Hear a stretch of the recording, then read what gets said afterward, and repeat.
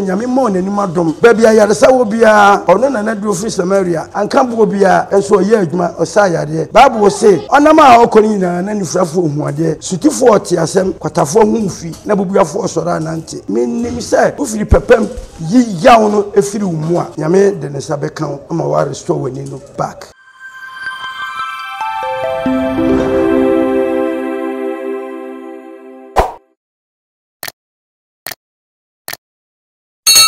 Channel so enanso ye hia ya ye bedi nkomo ne nyina fa de ekoso Ghana monten ho mpaninza asema ya ye mube de abentia na ena no bra ye nua Kofi Adoma wani tena ase ya or narrative story no ifiri na hyase kosi na wiye no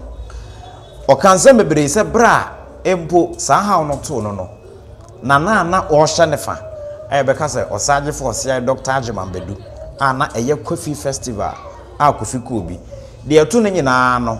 Kofi nkasa emu no o kire mu se na nampo entumi ntwen phone kra mfre no na kan pese wakoho asami ahwehwe aso etimi sisa anase entumi sisa na so etesa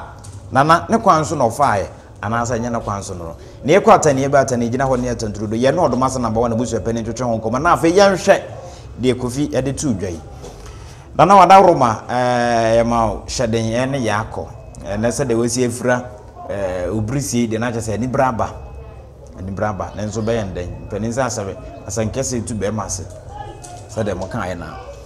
na wada roma ye hwe na no Kofi nkasa ye mu no ode tu dwase asam no to no enka ebe ye fe ebe ya ahomkan ebi kura ba enka be ma ya nyareho a odi no kura so atese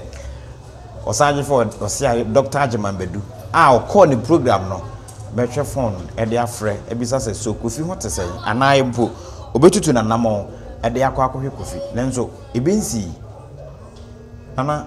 ba ne se ya se besepa ni kuna ya tasen se tasen besepa tasen se obenyansafo ona roma ne kwan so no se obi aba o program bebesi sei ne kwan so no na kwase ne me doubt kakra doubt ne se na Ajimambedu doctor oyobia onimde oye program kesi ente se na nipa na pria no no kura onko ho no onsumu bi mananko me ho no me doubt kakra se bia na je se Kofi na ehu ya na se bia me majedi sa efise that so true day na upria he no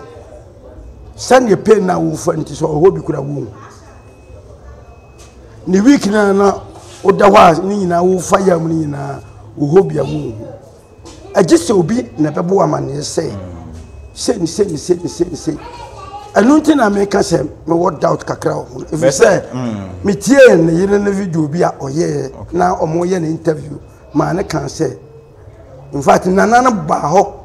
osuma nipa ma ne ba ho be o discuss ne kan ho ye doma hene yes na nipa no kwa waka na o se na doma hene frɛ na ka kire se program na ye na de se na happen ti o ma rachi nipa no abakra ti bomodna na ko kwa yese ma e ma ne kokko yesa nti se Kofi Adoma na samba bantin be ka se na nan kan hwe onte hwia me yare hu kaka bia ahase no nko ana se na na tu sa na mo na e no echi de bia na into se na tu bibia si na tu na mo kakra de amawa wa hu se na bam but enka se asani si ye no kura on frame o ma me hwe there are difference o ma me hwe on kan hwe na so bi so bam bete se na so so ma bibia uni se no wa se na contradict eni na so oti ase but se bia asimani ye fare nanani na wo pe na nanani nyamma ya eno ye wan oti ase nipa na obere nya ono kra na me pe me ma ba problem ma priade ende nka se onu na no kra tia ne chacha so ebehwem we hu se nso yes sisi oye nipa obedi yawo na mo yawo ni nyina mu no emfa bufu nka asem bia nipa na bam wa make first step ediama wa make second step diama na nipa na osoma no wonkyane no wawu na wo yiri beba abonten be ka se atiasfo ne ye kan na se wufo ye nya ma wufo nya omde na atiasfo nya omde benya na ne dihie hia no ne wawu a okono no so ye obi dihie ne wapra so ye obi dihie but tire ne bodwusefu a ye yini na adakoro nti na ka se ense so hema na ka ne yire no okasa umse da bia me ka se wono asemasia mmeki we bi say u create problem for the abeto megina Ghana fo anam ana do mamamu anish mamamu na nanu meka bi wo anam asre Kofi Adoma abusuafo se ana mi nua Kofi Adoma se o ma adwubre emra na ebia ade na chere no ba kwa adware ya o hiesie no na kese o ye nema bi nkino ni asi enye de me atuduro no bi ahyehye me da ntimi nim se ne atuduro ni pira no esitie na mo no hye ho de e ma ne asi wakwa mu siesie e ma nkohye bone nka wa no duru nka asemoni bia jamuma nyame a obo na onworo no oni wa hyese eni wa wie nyame ma wei embefa wo kohwefo ma bra wontimi nye ikoma builda emparo se bebasa na mo metu abusuano fo se yaw bia ewo mu no obi anfa ne de to eye adwuma na Kofi Adoma koe ena esana ko sane no na me wura do ma hene onye na dwen se obo paasi obi nkonko ye no bone esane na aba suma hene enkoye sa esane na aba ana bloggers ne so am working na mo kasa no mpomponyi ne se ni otobo abono no ne hu nye na hin se jinwani timu a wo nchen a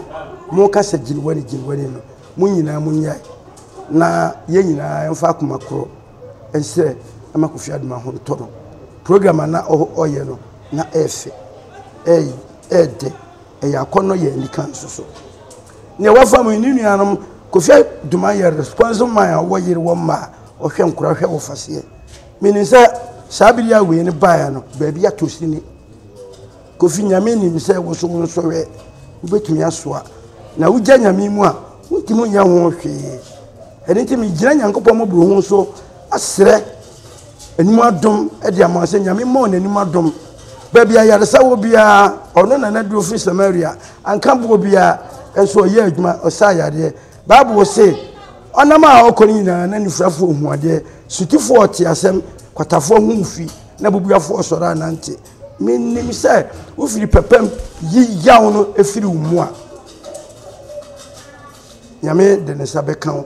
ama wa restore wani no back eni ya waki yawo no ba bitterness kum nipa so onwunu fifiri umu a ebema wadwemmone wasusu bone na bone ne so ba bone akatua yewuo nti minua mesrew obi bia ogwene ma Kofi Adoma no on strike Kofi Adoma on strike mpa emfa ma Kofi Adoma se ne ho beto no na nyame mrem na minim se mi wura Doma here so bere papa nu obekwa kwosira Kofi Adoma ene ne yire ni na busua ni nyina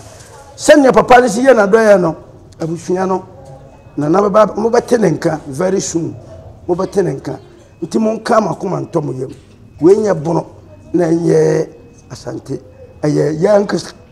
bonofo ye nua bono ni Kofi Adoma na ne ho akam Kofi misre yankopon se anadwi anso de onfa nsa mo nsu mfa nka wani no na onye operation na ho to madawase so wajake wayijaw na firi Penisa ne kwata ne be atane gina wono ne atanturo Old Burger TV so ni ye ne Odomasa number 1 busu openi adodo na afa na God love ene twetwe nkomo e ye fidi point so ni nyina afa ye nua bema Kofi Adoma wani ni incident no wani agye wadawroma like my and subscribe now comment nso bema ne nkem piao